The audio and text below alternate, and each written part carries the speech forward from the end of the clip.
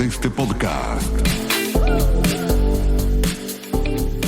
Bueno, vamos a agradecerle al señor Santiago Orbes de la Fundación La Libertad, quien tiene la amabilidad de regalarnos unos minutos, porque queremos hablar con él acerca de los extremos a los que llevan las adicciones a sustancias, a la droga, al alcohol,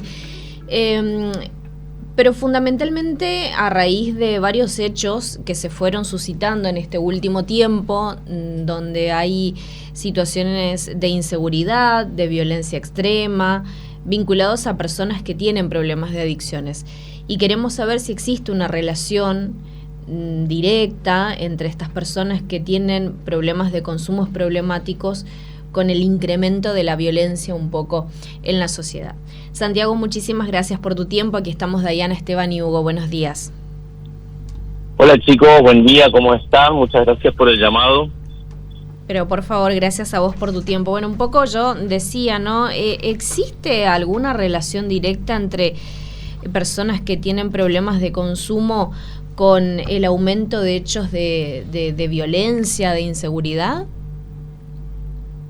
Sí, a ver, la realidad es que en la medida en que hay más disponibilidad de sustancia, en la medida en que hay cada vez más oferta, nosotros lo que vemos es que cada vez tenemos una sociedad también más fragmentada y una sociedad que está un poco, por decirlo de alguna forma, desesperada por respuestas y urgida de soluciones, porque esta situación lamentablemente no hace ningún tipo de diferenciación. Y hoy vemos que ese aumento en el consumo que nosotros percibimos a través de más demanda de tratamiento, a través de más demanda de asistencia en lugares, más demandas del interior de la provincia, bueno, eso se refleja no solo en más violencia, sino se refleja también en más accidentes de tránsito, se refleja también en mayor deserción escolar, mayor violencia de género, porque también la violencia de género está sumamente influenciada por el consumo de sustancias tanto lícitas como ilícitas. Entonces todo va en aumento en la medida que el consumo crece. Uh-huh. Recién nos decías que hay notablemente más consumo porque hay más demanda de atención. Hay mucha más demanda de atención y también hay algo que es lógico y hay mucha más incautación de sustancias. Nosotros vemos, y obviamente quienes se encargan de hacer eso, que son las fuerzas públicas, están siempre mostrando, digamos, el trabajo que van haciendo en las rutas, que van haciendo dentro de la provincia, y bueno, cada vez hay más incautación de sustancias. Eso también marca paralelamente que hay más presencia de sustancia en la provincia y que nosotros, como les digo, lo percibimos a través de la demanda que recibimos de parte de las familias, de instituciones de salud, de instituciones educativas. Uh-huh. Santiago, buenos días, Esteban te saluda. La pregunta puede parecer tonta, pero va a servir quizás para dimensionar un poco lo que es esta problemática y para que la gente que no está tan empapada en el tema pueda dimensionar realmente de lo que estamos hablando. Una persona que está pasando por esta situación de adicción puede perder la noción tanto de la realidad de la cosa al punto tal de poner en riesgo a su familia. O sea, ¿esto es más habitual de lo que creemos?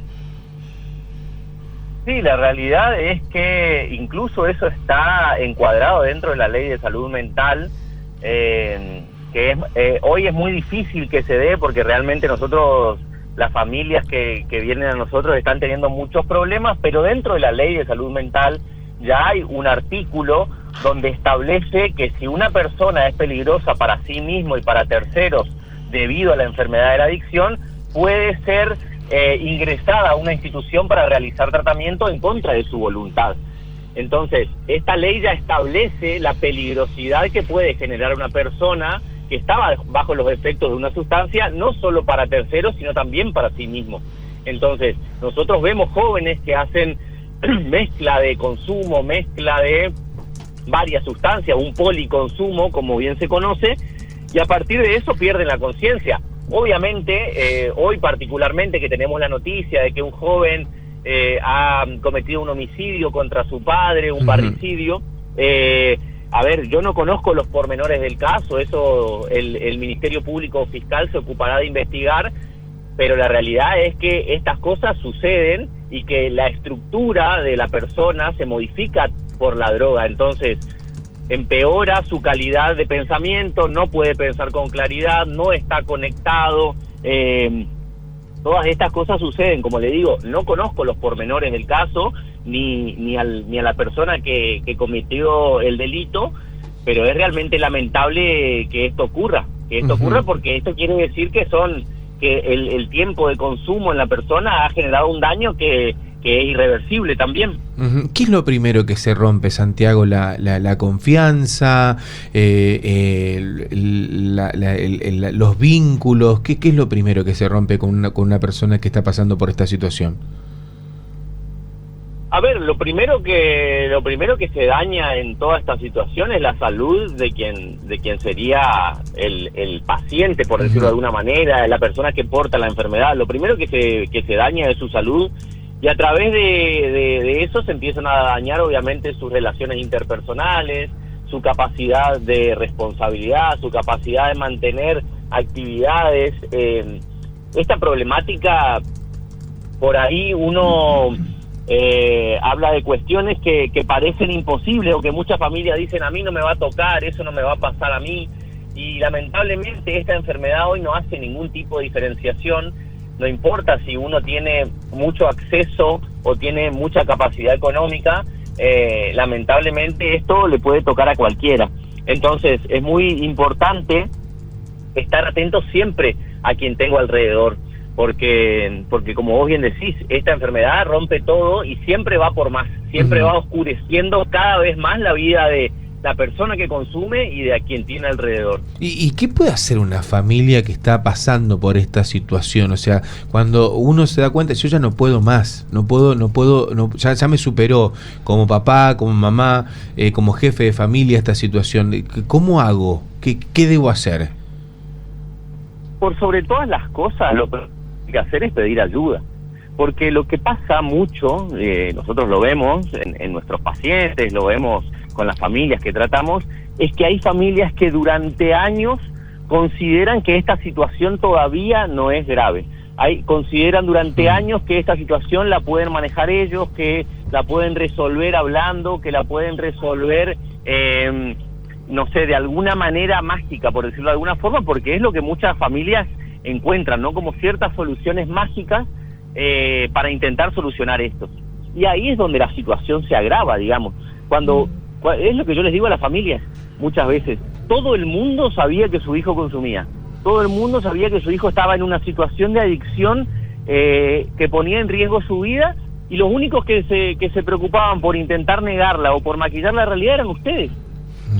A lo que yo apunto con esto es que hay que pedir ayuda mucho más rápido, hay que dejar de creer que uno va a solucionar esto de una forma mágica. No existe, porque realmente nosotros lo vemos, y vemos muchas veces, como le digo, los esfuerzos de la familia por maquillar una realidad que está a la vista y que termina profundizando la situación a unos niveles mucho peores, termina agudizando la enfermedad, termina poniendo durante mucho más tiempo en riesgo no solo la vida de la persona, sino la vida de otros también.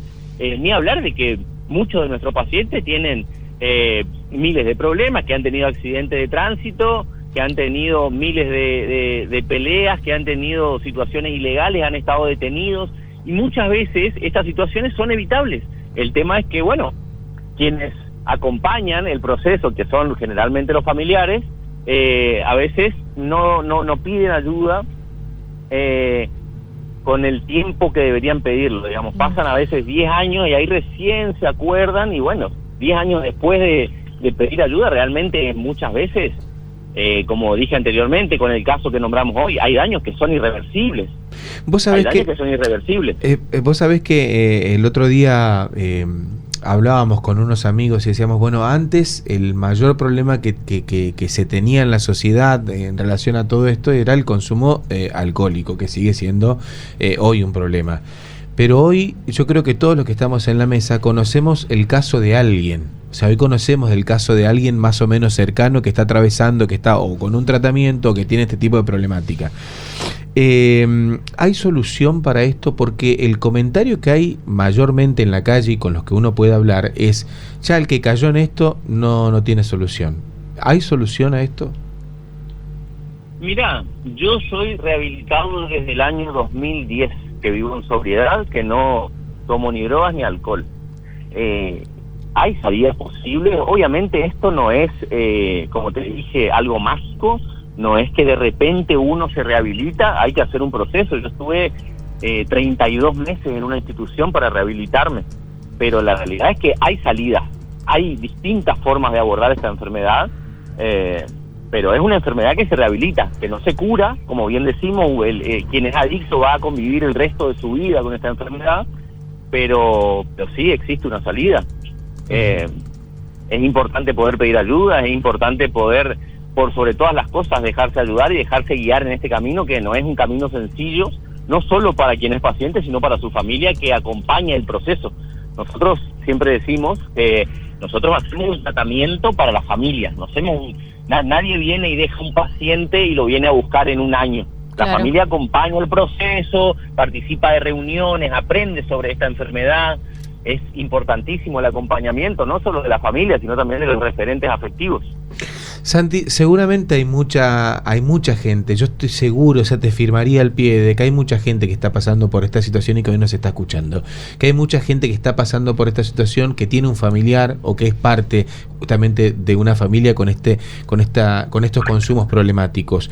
¿Qué le dirías al pibe que recién está arrancando con el consumo de estas sustancias?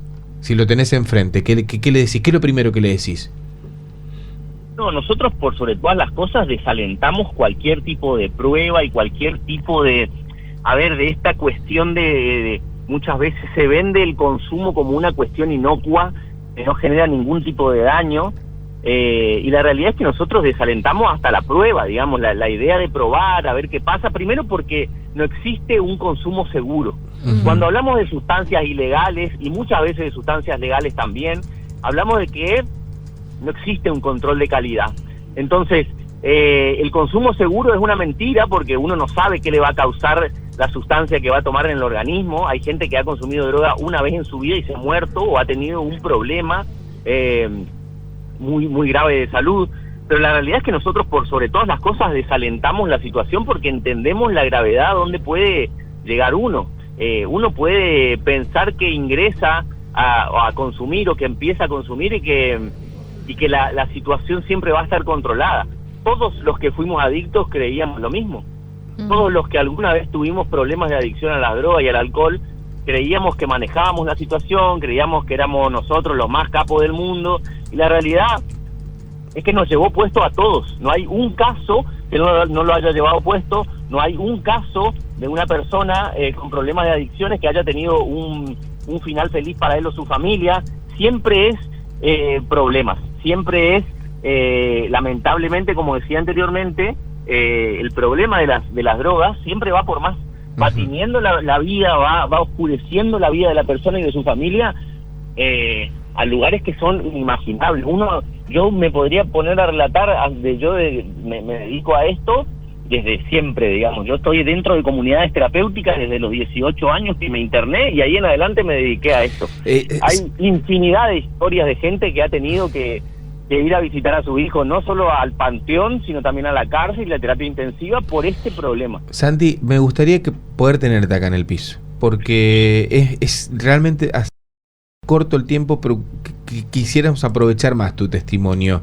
Así que nos vamos a poner en contacto con la producción para coordinar con vos una entrevista acá, mano a mano, en el piso, porque seguramente que tu testimonio y tu ejemplo va a ayudar a miles de personas. Pero, a ver, eso es por un lado. Por otro lado, ¿cómo hace la gente para comunicarse con la Fundación para poder llegar a la Fundación Libertad?